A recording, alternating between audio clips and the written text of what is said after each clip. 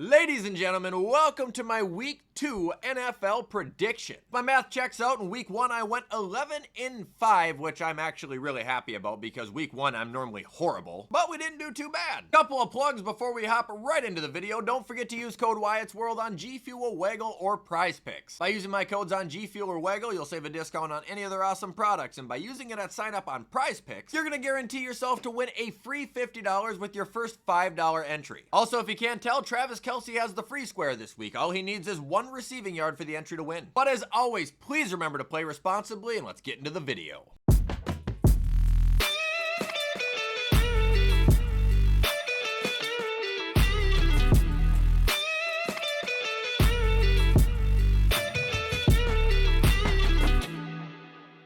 Okay, folks, so starting off this week on Thursday Night Football, we have the Commanders at the Green Bay Packers, and honestly, from what I've seen, the Thursday schedule this year is, actually good. You know, assuming the teams that are supposed to play on it don't just end up being terrible. Anyway, this was kind of a harder decision for me to make, but at the end of the day, I think Green Bay is going to win this game, and I'm going to go 23-21. It'll be very close. I think Washington's going to have a lot of very long drives in this game. They're going to try and do whatever they can to work around Micah Parsons as much as he's playing. And I also think they respect the Green Bay defense enough where they're not going to be taking very many, big risk plays. And with that being said, we look at the other aspect of Washington, which brings on the defense, and that's ultimately why I don't think they will end up winning this game, because I don't think they're going to have the defense to keep up with the Green Bay offense. Well, I shouldn't say keep up because it'll be a close game, but at the end, I believe they will get worn down. They're going to allow the Packers to pull ahead, and then the Green Bay defense will have a very, very dramatic game-closing drive. Taking the Pack.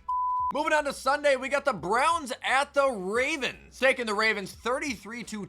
This is going to be an angry game, and I do not believe the Baltimore defense is going to be on the field long enough to get gas. I see an absolute beating coming towards the Cleveland Browns with another fantastic showcase of offensive talent coming out of Baltimore. I will say, though, I don't think Henry is going to run a lot this game. I'm going to guess 64 yards, and he'll get a touchdown. Ravens win.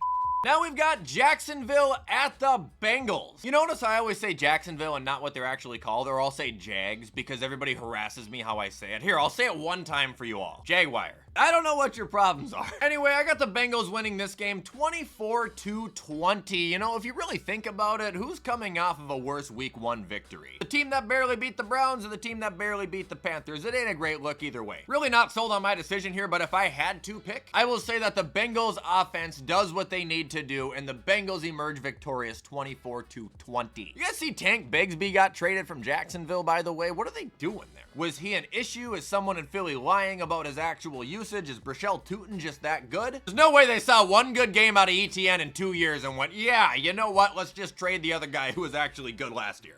Now we've got the Giants at the Cowboys. Cowboys win 32-9. As long as Russell Wilson is the starting quarterback, which at the time of this recording he is, I have no faith in the Giants. On the other note though, Dallas, I don't think they looked bad last week, honestly, outside of CeeDee Lamb making a fool of himself. They're the better team here. They will win for that reason alone.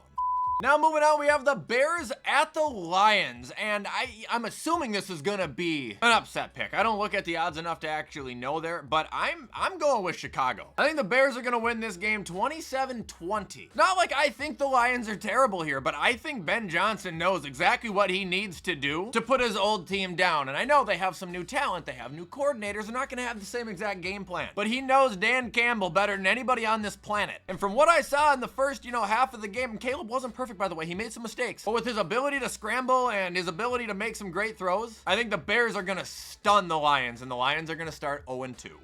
Now moving on, we have the Patriots at the Dolphins. I'm gonna go ahead and say the Patriots win this game 27-17. I think if Daniel Jones can bully these people, Drake May can torch them. I expect a big game out of Diggs too, who has always played very well against Miami. I think Vrabel contains Miami's offense to, a serviceable degree. I don't think their offense is as bad as last week showed, but I do think A-Chain is gonna have kind of a lousy, at least, run week. Regardless, I don't ever really see this being close, and I see the Patriots getting their first win of the season. Moving on, we have the 49ers at the Saints. 49ers, banged up or not, will beat the Saints 24-13. Look, I don't doubt that the Saints will force their way into the end zone once for a touchdown, but other than that, all I see is a couple field goals. Sorry to the 4 or 5 angry Saint fans in the comments that are upset I don't believe in you, because I still don't. Moving on, we have Buffalo at the Jets. I'm going to take Buffalo 30-23 here. I'm not going to act like what I saw out of the Jets last week wasn't impressive. And I'm not going to act like they don't have the offense that would be able to tear Buffalo a new rear end. Buffalo versus mobile quarterbacks. Not good. Buffalo versus running back so far. Not great. Plus, you got the Ohio State Wilson and Fields connection. I think that the Jets will hang in this game. I think they will make it entertaining because, like I said, last week, that was impressive. But it wasn't quite as impressive as, coming back from being down 15 points with 11 minutes left and beating who I think was the best team in football at the time. I think Buffalo's got all the momentum in the world. I think they have one of the most, if not the most, explosive offense in the league. They got the MVP as their quarterback, and they got a coach that, no matter how bad he may look at times, knows how to get the job done. I'm taking the Buffalo Bills.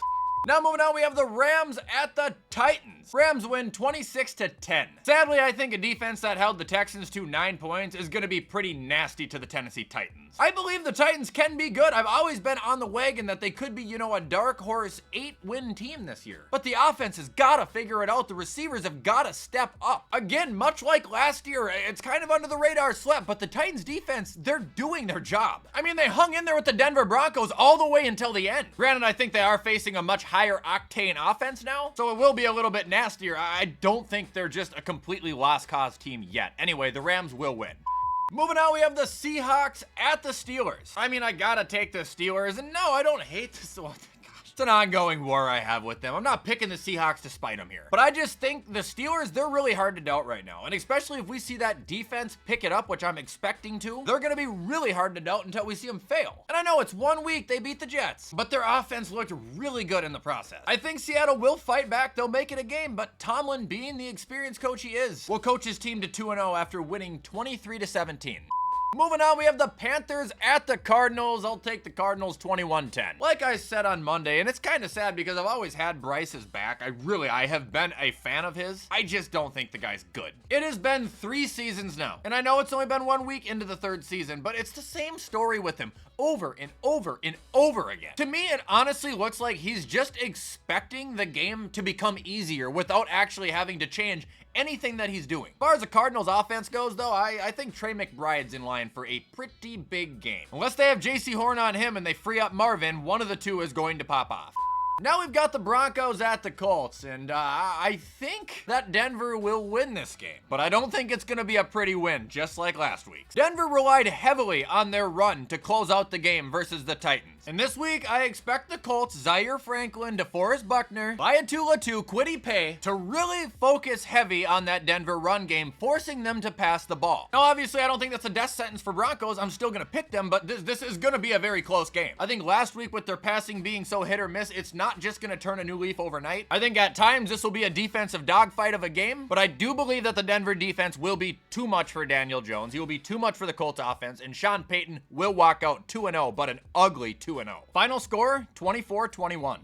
Now moving on, we have the Eagles at the Chiefs. Am I insane for wanting to predict a tie here? Look, it's hard to envision Kansas City going down 0-2, especially with knowing their position going into the seeding for the AFC. I know it's only week 2, but they gotta be thinking about it. However, that also just doesn't mean because they want to win, they're going to win. I will make an extra prediction right now. This game goes to overtime, but I think the Eagles defense will actually hold the Chiefs down enough to get past. And I really kind of want to pick the Chiefs here because, like I said, I just can't see them falling to 0-2. But with the amount of pressure we saw Patrick Mahomes under pretty much the entire week last week coming from the Chargers, I have a feeling he's going to be running around like a chicken with his head cut off yet again. But we also saw the passes, the throws, the decisions he was making. And that exactly right there is the reason you can't write the Chiefs off. This will be a battle that ends by a game-winning field goal. Eagles will win 26-23. Also, can't forget, this is my dad's pick of the week. So let's hear what the Fossil has to say. Hello, WyattzWorld junkies. It's the Fossil back with another pick. Last week, you may remember, I picked Pittsburgh to beat the Jets, and that's exactly what happened. Didn't happen the way I thought it was going to happen, but they won, so I'm 1-0. As far as the Jets goes, with an owner named Woody Johnson, who thinks they're going to win? I mean, it sounds more like something you'd find on Pinocchio. Anyway, this week, I'm looking at the Philadelphia Eagles at the Kansas City Chiefs. The Chiefs losing last week, the Eagles winning. Kansas City's getting all ready to go 1-1 by beating the Eagles. I just don't think that's going to happen. I think the Eagles come in there. A.J. Brown got 1 catch for 8 yards. I think he goes off on Kansas City here. Kansas City is going to be focusing on stopping Barkley, which will end up opening up that back end for that passing attack.